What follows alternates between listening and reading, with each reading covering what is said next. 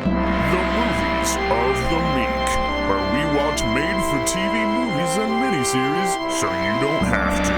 From Gia to Xenon, Hysteria to Sybil, welcome to Movies of the Meek. So, 1971's Duel is the story of David Mann, who is on a business trip. He's headed to a meeting with a very important account when he basically pisses off a truck driver who then spends the entire film trying to kill him. Yeah, that is the whole movie, and there's not much more to it. And that's why I love it, Max. It's like the leanest movie I've ever seen. It is incredibly simple. Yeah. But it's an incredible movie, shockingly. Yeah, I mean, by far, probably, like, the best movie we watched on this podcast. Like, as far as just, I don't know, like, it just holds up very well. For it being, like, what? It was 1971, so... Yeah. That's insane. Yeah. Like, just, like, the whole... Like, I was so... FYI, I was working. I was away on business, so I was like supposed to be working, but I was like watching this movie in between working, and like I legit like ignored my work duties to watch this movie. I was just sucked in. I was like, this is all I'm doing today. It's amazing. Yeah. But yeah, and it's Steven Spielberg's first movie, and it's incredible just to see, just how much he accomplished with such a small budget and such a small window of time. They shot it in 12 days, is that including like the reshoots to make it a theatrical release? Because I remember. Yes. Oh wow. Okay. So. Yeah, that's everything. That's insane. That's absolutely insane. Yeah, and it's speaking of things that were added for the theatrical release, the only thing that I didn't care for about the film is apparently something that was added for the theatrical release, which is that like voiceover narration that they add. Mm-hmm. So that happens when he's distraught and goes to the bathroom, and there's voiceover narration where it's just like, all right, things were bad, but now you're out of the jungle, and everything's gonna be okay. Like, that voiceover narration is one of those things that I thought was inessential, but it makes more sense because the actual theatrical release was in a foreign market, so it makes sense that they would kind of add in some stuff to really, nail in some points home. Yeah, gotcha. I was reading, too, that they were originally going to have his wife be on the trip with him. Yes. But they're like, nah, we'll just do like internal monologue. It's fine. Yeah, and that's so apparently the phone conversation with the wife was also apparently added for the theatrical cut. So the movie starts off with it's black and you hear the engine of the car start up. Mm-hmm. And then it's just a beautiful POV shot of this car going through, Los Angeles.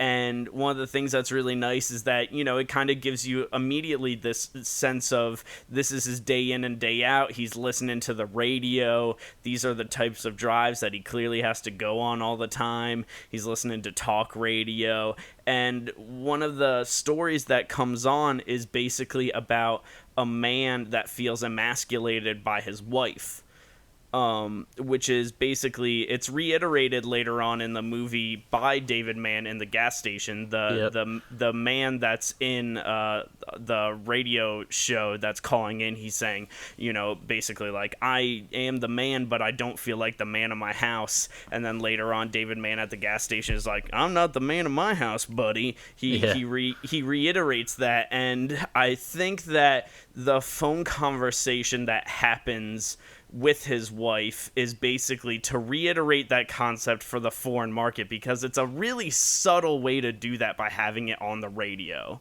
Yeah, I agree. Yeah. And just have him talk about it, And it's and that extra shot they did for the theatrical and I guess international was like, it was just a great little scene too. Like, it wasn't just filler or whatever. Like, it was like, that has probably one of my favorite shots in it with that like laundry door that like, oh man.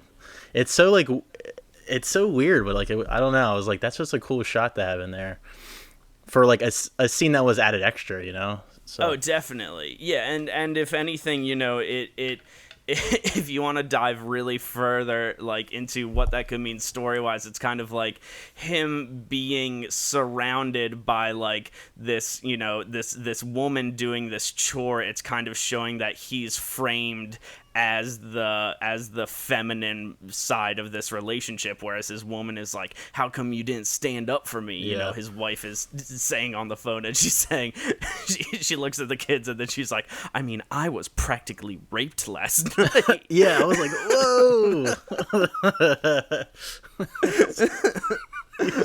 He was like, cut it out. But she was like, I was practically raped last night and you didn't do anything. He's like, well, what would you want me to do? You want me to fight him? And she was like, yes, because I was practically raped. He's such like a fucking like he's such like a pushover like the whole fucking movie. It's amazing. And like even like just his internal monologue, like the way he talks to himself, it was like it was perfect.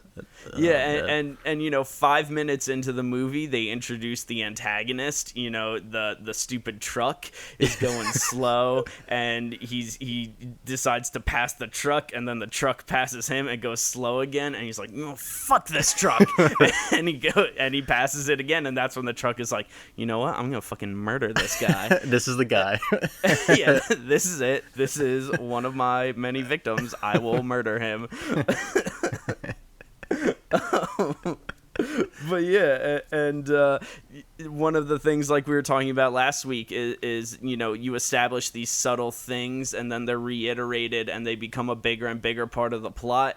When he first pulls over and he makes that phone call, that's when he's getting gas fueled up, and he gets a little glimpse of the boots of the possible truck driver, and that's also he thinks that the dude at the gas station is just fucking with him, and the guy's like, I think you need a new radiator hose, and he's like, yeah, you fucking dick trying to rip me off. Sure, I need a new radiator hose, and he's like, I'll go get it some other time, and then that bites him in the ass later. Yeah, it does. I was like, I knew, like right when that happened, I was like, that's gonna come back later. I know it. Yeah. I know it. But I thought it was a very interesting and effective choice not to show the truck driver, and to have you see his boots, and that causes a little drama at the cafe later on. But it was just like, it's just one of those things that, again, like this movie's like super lean, and like so lean to the point where they don't even show the antagonist of the movie. Like you don't see his face, so it's insane, but it works, and like it shows like you don't have to do that to have an effective antagonist. It's also crazy, like this movie cost under $3 million. Is that in today's money? Or that's in today's money. So what was that back then, like $500,000? I think it was $500,000. I think it was like $500,000. So this movie cost under $3 million, and it is just like, it is a quick, tense movie, and it just keeps on going forward. And even with the stuff that they added, I think everything that they added worked out amazingly well. One of the things that they added is the scene with the train where the truck is pushing his car towards the train. Oh my god. So that was added for the theatrical release, and it's just fucking amazing. and it's crazy that they did all this stuff in 12 days, and on top of that, they don't use any back projection shots of the interiors of the car. Oh yeah, all of that is actually on location. Which is where I'm assuming where most of the money went, was like getting the rig set up on these cars, and like they probably went through a couple different cars for these scenes. And a lot of it is legit just Steven Spielberg in the back of the car with the camera. Really? like one of the things, if you look for like continuity fuck ups, there are so many scenes where you can legit just see Steven Spielberg like in the mirror and shit like that. Oh really? I didn't even notice it. Like straight up, so much of this movie is just just like it's done like a guerrilla style film because they had so little time and they had such a small budget. One of the things that he talks about in the special features is how he was like, you know, we would have to shoot these long stretches of road, and so in order for us to get as much film as we could, we would shoot the same sequence of highway both ways. He was like, so we would get one take and then we would basically be shooting another sequence on the way back to like to the beginning of, you know, where, you know, take two should start. We would be shooting on the way back to that. And he was like, the entire movie had to be done as efficiently and effectively as possible. And he was like, so we would just pick these areas where we'd be like, all right, so from this angle it looks like this kind of highway, and if we shoot it in the other direction it looks like a different highway. That's really interesting. That's insane. It's fucking brilliant. You know, and having looked at like the maps that he drew of that area and how they would shoot the entire fucking chase is just absolutely, it's incredible. Like he mapped out the whole thing, right? Like I think you sent me something, or I was reading something where he like had every single beat mapped out. It's just fucking, it's crazy. Yeah. Like, didn't he say that he couldn't make this now or something? Or like, oh yeah, the given the resources and everything. The thing that's awesome about it is that like, so he says, he's like, if I'll be honest, like that was a kid that was hungry for this. That was a kid that like wanted this to happen, and it was his first movie, so he had to make an impression. You know, he was doing great directing television show episodes, but this was his first shot that he ever got with anything. You know, his like assistant at the time read the short story in an issue of Playboy and said, you know, this story is incredible. I know you're looking for something. Apparently they're trying to turn this into a movie. This should be your first thing. I know some people will get this all to work out. And he read the short story and he was like, this is fucking amazing. This is like Albert Hitchcock. I have to do this. And he made it happen, and it's incredible, and it definitely set the precedent of everything else that he would do. It definitely had some Hitchcock vibes. Like I think at one point I don't know if it was the exact same tune, but they had like the Psycho shower scene music playing. Oh yeah, definitely. I was like, whoa. And I think the rest of the music for this was made for this movie. Like they had a composer actually. They did have a composer for it, and one of the things that I think is really cool is like a lot of this film has almost no music, and they really let the sound of the vehicles dictate the pace, and the way they edit, cutting back and forth, kind of increase the tension, and it's just beautifully done. A movie that kind of does it not as effectively, but like Mission Impossible 5 has a pretty solid chase scene where there's absolutely zero music, and it's just the sound of the vehicles cruising through this town. Very good like sound design in this movie. Like, and you were talking about that train scene, like that scared the shit out of me. Oh my god, yeah, it's so fucking intense. Because I think isn't he sleeping or something? He's like, I'm gonna take a nap and just wait it out, and then like it like fades in, and then it's like this fucking truck horn / train noise like just blasts your ears. It's like, oh my god. But yeah, dude, like, fuck, this would be so good. So after he leaves the first gas station, he has another little battle with the truck on the road, and then he stops at that cafe, which is really like the only dialogue we get the whole movie between like people. It's like this little 10-minute scene in this cafe, but even that, like, you know, it was super tense because we saw the boots earlier, and he's looking at all these guys at the bar and like looking at their boots, and of course they're all wearing the same brown boots. Like, of course, there's like 4 dudes, but it was really well done, man. And like he finally works up the nerve to like talk to one of them, but of course he chooses wrong. That's also one of the things. So he basically he's getting rammed by the truck. That's when at this point like the truck wants to murder him. Yeah, he's getting a little freaked out as what anyone. So he's getting rammed by the truck, and so when he finally sees the sign for Chuck's Cafe, he literally just like bails and he spirals out and slams into the fence and just destroys destroys this fence. And they're like, hey, buddy, are you okay? He's like, that truck is trying to kill me. And they're like, truck trying to kill you? Are you serious? Oh, this guy's got a little bit of whiplash. But when he decides to go inside of the cafe, that is a straight single shot for 3 minutes. Which is, I mean, that is just a beautiful Spielbergism right there. You know, he's going from the outside of the cafe. You see the door open. It follows him into the bathroom. That's where the unfortunate voiceover narration starts, where he's like, my God, he tried to kill me.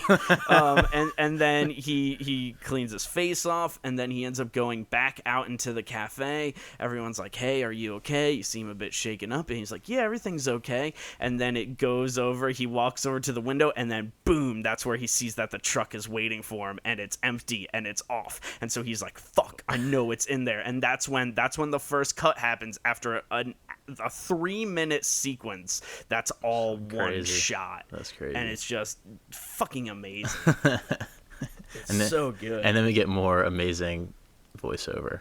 I love it. Of him like freaking out at the table, but it was like, it's so good. Like, yeah, and it's just him losing it at this table. And there's a really nice framing that you see as he's losing it. You see a shot of him at the table, and his hand is just draped over his face, and he's just so stressed out, and he's sweating, and the truck is just in the background, just in his headspace, you can just see the thing that is plaguing him, and it's just so good. And then he picks a fight with the guy that he thinks is possibly the trucker, and then of course that's just a dude that has a pickup. Yeah, well, I mean, I would probably pick that dude too, because he was kind of sitting alone. The rest of the guys were all at the bar, so yeah, I can't blame him for that. But yeah, he got his ass handed to him. Yeah, he got his ass handed to him, and the dude, the pickup driver is just like, he knocked my sandwich out of my hand. And the owner's just like, I'll get you a new sandwich. And he's like, I'm out of here. And he was like, I'll buy you a beer. Come on. and then as soon as that guy leaves, he's like, listen, you got to get the fuck out of here, buddy. Yeah. You're the problem. Yeah, and that's when, he sees the all of a sudden, after that guy pulls away in a white pickup truck, that's when he's like, oh fuck, that wasn't even the right guy. And then the truck boots up, and that's when he decides to run after it. He's like, who is this person? I'm gonna run after them. So good. I'm like, why are you running, dude? Like, you're not gonna catch him. Fuck. Right after that is my favorite sequence, which is when he sees the school bus that's on the side of the road. Like an idiot, he like tries to help the school bus and gets his car stuck. And he says that he's like, I don't like, I'm gonna get my car stuck. And the guy's like, aren't you gonna help us? And he's like, my car's gonna get stuck, but okay. And then he helps them, and he gets his car stuck. And he's like, I told you this would happen. Then he's the fucking at the end of this tunnel, the truck's lights come on just to fuck with him, and it's just so looming in this darkness. And that's when he gets really terrified, and he's like, I gotta fucking detach the thing. And then he gets his car away, and he's like, it's gonna murder you. And then the truck, just to fuck with him, helps out the school bus. Yeah, it was so dope. And I thought that kind of like humanized that guy, the truck driver, just a little bit. Like he's probably an okay dude sometimes, but he like really just wants to fuck with this guy. It's so chill. It's funny though, because I mean, up until that point, really nobody in the movie knows that this truck is doing this to him. Like every time he gets fucked with, it's on like some secluded road. Yeah, there are some cars that pass by, but they don't really know what's going on. It's really not until we get to like the little like the other gas station with the snake lady, the crazy snake lady, which Steven Spielberg reused her in Close Encounters of the Third Kind. Hell yeah. She was great. My snakes! My boys! That rattlesnake snapped at him, and I was like, that's fucking horrifying. Yeah, I know. I was like, holy shit, these are actual like real creatures. That they did not have enough of a budget to afford not real rattlesnakes. Get props. They didn't have that ET money yet. They did not.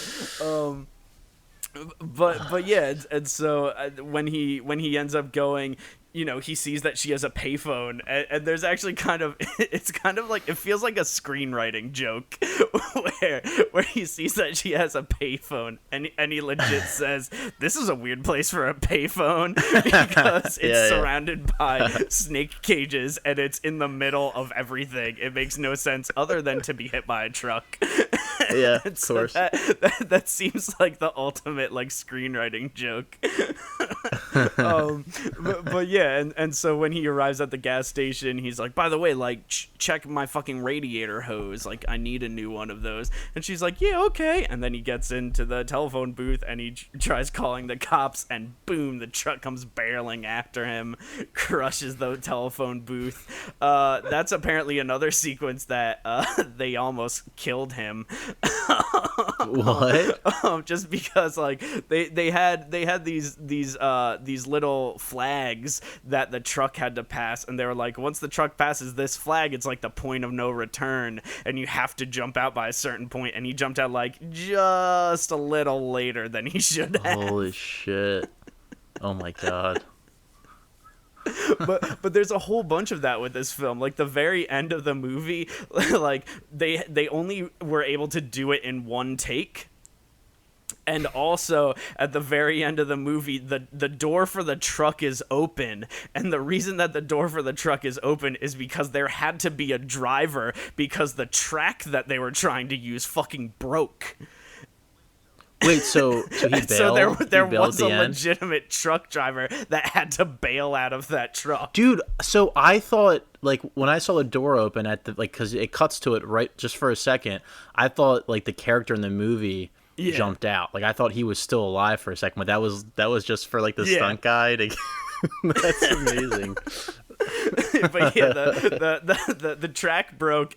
Dude, Spielberg was like, so we can either fix it and we can come back, like tomorrow, or like you can do this. And the dude was like, listen, like I got shit to do tomorrow.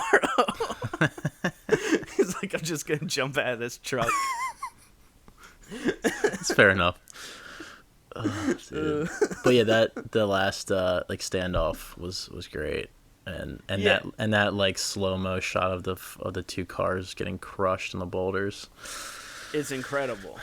And they actually, I guess they drove. I was gonna ask you that, like, were there those like model cars, or were they real cars that fell off that cliff? But they are real. They are very real. Yeah. I was like, because it had like a weight to it, and I was like, how the fuck do they do this? Yeah. That's one take. Oh my god. Absolutely crazy. Well, how many of those trucks did they have? Or they just have one the whole time and they just destroyed it? I think total, they might have had like 2. And then maybe like 2 or 3 of the other car. Because there's like 3 different states that it's like new car, and then it gets a little fucked up when he crashes in front of the cafe, and then by the end it's like the radiator's shot and it's smoking. Dude, that was like the most mangled. That was the most tense scene in the movie, when he's like driving uphill and his radiator's broken. Oh my god. Ugh, that fuck. He should have got it fixed when he could. But my favorite is, you brought up the scene where he falls asleep and then the train goes by, and it's fucking terrifying. Yeah.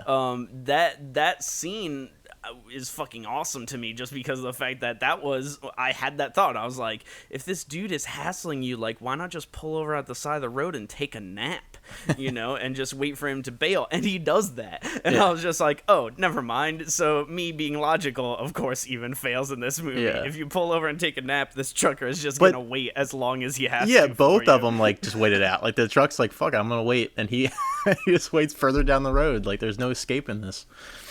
That's amazing. But yeah, it just waits for him. Oh yeah, and when he comes out of his nap because the train wakes him up, and then he decides to, he's just barreling down the road. He's like, time for me to finally get home. I'm way late for my meeting, and I'm just gonna go home. And he's barreling down the road. Boom, the truck is waiting for him, and he skids, and there's this beautiful crane shot that happens where it just like zooms in on him, and it just like it provides tension, but it's just a beautiful, like, such a Hollywood-esque like Spielberg shot that's just wonderful. Like, ugh. Dude, this movie is like, just imagining this movie was on TV back in the day, like, it's crazy. And another thing I was thinking about was, like, this movie, like, the way, I mean, like, I guess is based on that short story, but you could really pick this movie up at any point and have a good time with it. Like, beginning to end, like, there's not really any dialogue, so any scene you catch, he's either, you know, there's some tension between him and people at the bar, or he's just on the road getting fucked with by this truck. Yeah. So it's really like the perfect TV movie on top of everything. And the fact that it also translated to like just a great like one sitting viewing, like straight through.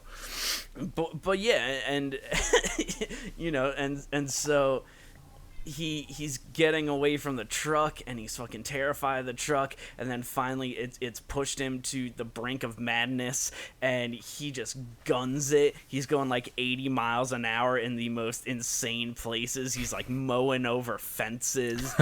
He's just going hard, and then he's like, my car's faster than his truck up these hills, and he's just pushing it up the hill, and that's when his radiator goes and the car overheats. And when he's still pushing it while the radiator's gone, he's just going, please, please, please. that part reminded me so much of the original version of Wicker Man. Like, his acting is like so beautifully over the top. It's amazing. And then he gets to the top of the hill, puts it in neutral, and just coasts, lets the engine cool down, and then the end is that's the duel, you know.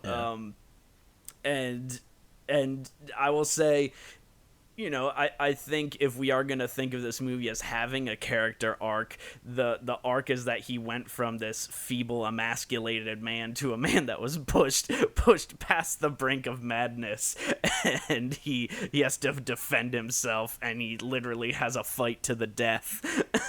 Yeah, he kills the guy. he does kill the guy. We see his blood on the steering wheel. And then he just laughs about it. he just laughs. I mean, it was like the most beautiful shot in the movie. In that it's like that sunset, and it's just it's great. But he's just like laughing, like throwing rocks in the fucking cabin. It's so good. Yeah, that use of lens flare is amazing. But that's, I guess that is the main theme of this movie, right? I think, I don't remember what it was, but I think Steven Spielberg said there was a few other things he was trying to get at. Some like bigger picture, like societal things, but I don't really remember what they were. But I mean, it's pretty like this whole, like what you just described is pretty, like, you know, in the forefront in this movie. Yeah. I think. And that's, you know, the writer of the short story is the writer of I Am Legend. And one of the things is that he basically considered this to be a story which is about, you know, the world versus humanity, and that's why the character's name is David Mann. Oh. Because it's supposed to be the world versus man. That's clever. Is it? Well, Christopher Nolan did that in Interstellar, so. That's true. You know, and so it's yet another one of his stories, which is just you know, the world has gone to shit, and we're pushed to the brink, and can we pull ourselves out of the societal struggles and difficulties that we have? This movie's just about women driving us crazy. That's what it's about. It's like it's a guy movie. It's for the guys. It's a movie for dudes who like to rock and drive cool cars. That's a quote from Steven Spielberg. This is just a dope movie about dudes that like jokes about how you like to play with your meat. Oh, fuck. Because he loved that joke earlier on in the movie. Oh, my God. Oh, that dude's amazing. What's the actor's name who played Man? Dennis Weaver, that's what it was. Yeah, Dennis Weaver. But he is fucking great, dude. Oh yeah. He's like the perfect wimpy man. I also love there's for some reason people are saying that those glasses are prescription. I don't think so. Because, like, if you go on the IMDb Goofs page, a bunch of people are like, he takes off those glasses and then you can see things that are far away and things that are close up. And I was like, are you seriously telling me that those fucking bug-eyed glasses are prescription? Dude, no one would wear those. They're tinted. When he put those on at the end, I was like, dude, you're so cool. Like, he's like, because he puts them on right before he goes crazy. Yeah. That's so fucking good. Oh, man. Nah. Were there any cool shots you noticed? I mean, my favorites were like that laundry door and that ending shot of him. I mean, there's a ton of stuff just like sprinkled in that were really great, but those two like really stood out. Definitely my very favorite transition that happens, which also has an incredible shot, is so after he just had the first shitty experience with the truck, and then he goes into the gas station and he calls his wife, who, you know, is like, why wouldn't you defend my honor? Right after that, he leaves and he's like, everything's gonna be smooth sailing, and he's driving around and he's listening to some nice music, and then boom, there's a straight cut. All the music audio is dropped out, and it's just this shot at the corner of the truck, and it's just looking at the tires, and you're just hearing the roar of those tires. And then it cuts to him just driving happily, and barreling behind him is the truck, just loud as shit. And then it cuts right back to those tires, and it just continues building up that escalation of cuts and pace until finally that's when the truck just starts ramming him. Ugh. And it is that shot and that sequence, I was just like, fuck, that's so good. Yeah, you know, just going from him finally feeling like he gets some sort of sweet release, and then boom, it's just these massive black tires. What a menacing truck they picked too. And that was Steven Spielberg said, you know, we got to look at 15 trucks, which is always my favorite part about movie making, where it's them looking at trucks or looking at anything that seems so stupid and mundane. But he was like, you know, we looked at like 15 different trucks, and then I saw that one and I was like, that one has a face, and that's how I knew that had to be that one. And he's right. So good. And like, I feel like there's been so many movies that have copied this in some way. Like, oh, definitely. Like, I mean, like, right off the top of my head, like, I'm thinking like Jeepers Creepers. There was a huge truck in that. But I mean, it's just crazy. And this is like, I think this was like the first one, or I mean, it had to be the first one that had like a super menacing truck like this. Yeah. And it's way better than the movie trucks. I'm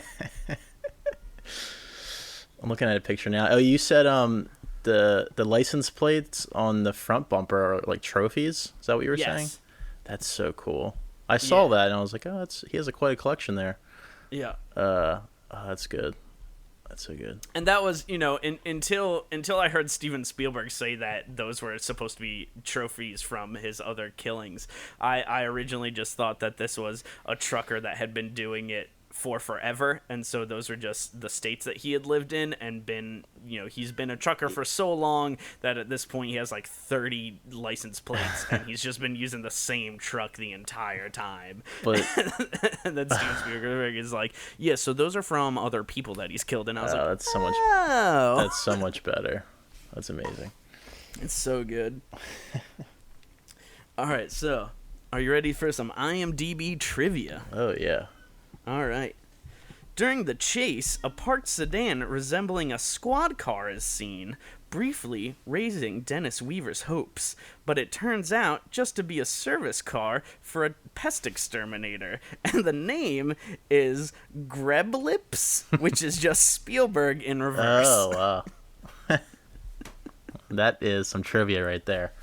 I love it. Some of the scenes were later used as stock footage in The Incredible Hulk. What? Obvious scenes were used where the Red Valiant is slammed into a fence. The use of the same phantom truck, just in new TV footage. And Steven Spielberg was unhappy to discover that the footage was being recycled, and he was unable to sue because the studio owned both the film and the Hulk series. Steven Spielberg insisted that all his future contracts have a clause designed to protect his films from being used as stock footage. Which is fucking amazing. I like how the Incredible Hulk was like the reason for that. It's amazing. The Incredible Hulk is taking fucking footage from Steven Spielberg's movies. David Mann looks in the rearview mirror 65 times and over his shoulder 54 times. Shut the fuck up. Oh my god. I mean, it cuts to that mirror a lot. I want to be hanging out with the cool guy that figured that out.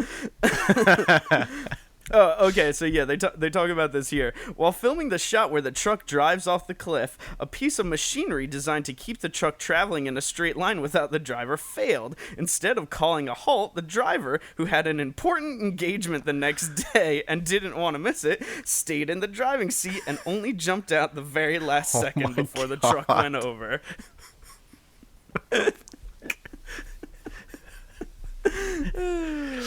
Dude.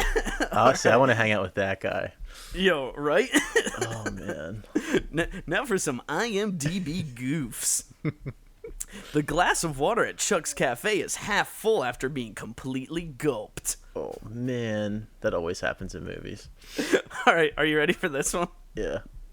The original 74-minute version was filmed with a Peterbilt 281 tag axle that was repowered with a 1674 270 horsepower i6 Cat, thus the yellow horizontal air cleaner on the right side of the engine. The extra 16 minutes of the movie was filmed with a 351, which lacks the yellow air cleaner. This mistake is most visible when the truck comes out of the tunnel. Oh my god. Is that because they destroyed the original truck?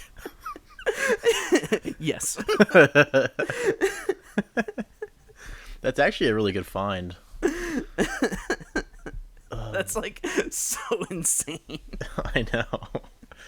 The truck goes over the cliff in slow motion. The driver's door is already open before it reaches, as it goes over the edge, and clearly the stump driver had to survive by bailing out the last minute, but it looks like the story's maniac driver could have also survived. Dude, that's what I said. And that's also one of the things that Steven Spielberg talks about is that they added sound effects to the truck going over the edge, and they want it to have like a monstrous roar as it goes over. And I think that sound is from Creature from the Black Lagoon. And that sound effect as it's going over, they were like, we want like a real supernatural kind of vibe with it, and so it's like maybe there was no one in the truck, maybe it was some otherworldly entity, but yeah, it's fucking awesome. As David's car overheats due to a blown radiator hose, we see an increasing amount of smoke and steam coming from the car, but from the interior of the car, we never see any smoke or steam. That's a good one. This guy's on it. Reflected in the phone booth and at the table of Chuck's Cafe, it's Steven Spielberg. Oh. Dude, there are so many of these, man. Holy shit. Which, yeah, if you go online and look through the goofs, I'm there now, there's legit like 58 of them. Wow. This is nice. And that's why I had to cut it down, because I was like, I don't want these fucks to ruin this movie for me. I was like, I know they shot it in 12 days. I'm amazed it is what it is. Don't ruin it by the fact that like you can probably see boom mics and shots. Yeah, there's a lot of that kind of stuff. You can see whole crew in this shot. You can see a camera in this shot. Like, yeah, of course. That's amazing. Yeah. I mean, like, so he filmed this in 12 days. And they actually had to edit films back then by cutting the film strips. Like, it's insane. You know what I mean? Like, there was no like. That's fucking crazy. The best is that that's why there's so many mistakes. The best is that it's they did it in 12 days, and the studio was mad at them when like they admitted it after 10 days that they didn't think they could get it done in time. Like ABC was like, you said you could do this in 10 days, and they're like, it's gonna take another 2 days, and ABC was like, we are furious. Fuck. Wow. Can you imagine the pressure, like the stress that he was feeling, the whole crew probably, like. But it's like you're asking a dude to make a 90-minute movie with a budget that's like a quarter of a Game of Thrones episode. And it's all like action. The whole movie is action. It's all action, and on top of that, like it like all of it's in camera. All of it is in the real world. Oh my god! I'm sure they made a lot of money off this movie because they released it in theaters after it aired on TV, right? So yeah. And with that kind of budget, I'm sure it made them some good money. And they got the Hulk footage out of it, so it's a win-win. That's what kept the money rolling, was that footage for the Hulk. Oh man.